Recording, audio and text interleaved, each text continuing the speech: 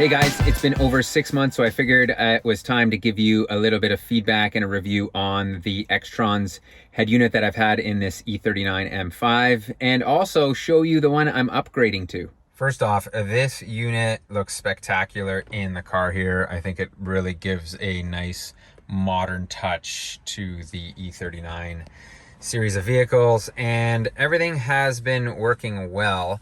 As you guys just saw, I was in the iBus app here, which is an absolutely fantastic app. If you haven't heard of it, go watch the video of this build series and you'll get a bit more information, but essentially it gives you all of the vitals and information that you would want through your actual head unit, which is super cool.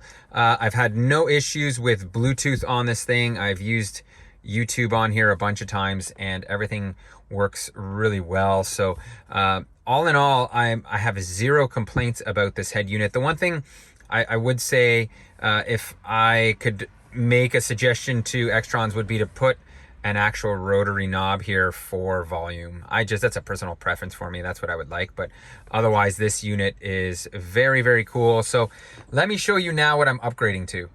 I'm upgrading actually to another XTRONS unit. This one looks more OEM, and that's not to say I necessarily like it better than this one, but the new features of this are that it actually has 4G capability, which I'm not super interested in because I don't run it. But for those of you that want to put a SIM card in and have this act as a phone, you can keep track of your car and all this stuff. It's super cool. It also has Apple Carplay, which is a big thing for me because I do want to have my Apple phone connected to it.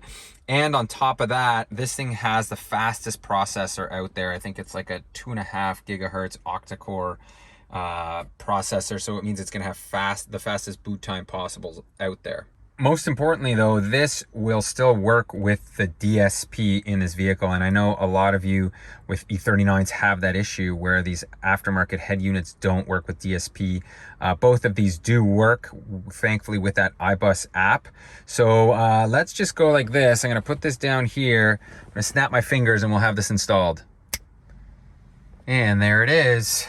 I do like the more OEM look of this, and as you can see, I spent some time downloading the iBus app. I think the overall screen size is just a tad bit smaller, obviously, than this one, but with all of this, I have the adjustment. I've got the quick buttons here, so I think it really comes down to preference. As you can see, it still has all the same functions and apps. It does feel a little bit quicker than the other one, which is nice, but I haven't used this for too long, so I'm not exactly sure. Let me show you Apple CarPlay here. And there it is, Apple CarPlay. As you can see, it's what you would expect.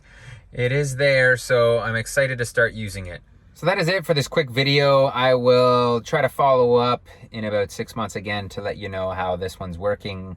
As I mentioned, the other big 11-inch screen one was fantastic. I did like it, so I'm expecting I'm gonna like this now with the addition of CarPlay and just being a little bit quicker. So all in all, I think if you're in the market for a high quality head unit for your E39, definitely check out XTRONS. They certainly have lived up to expectations for me, unlike other cheap head units out there.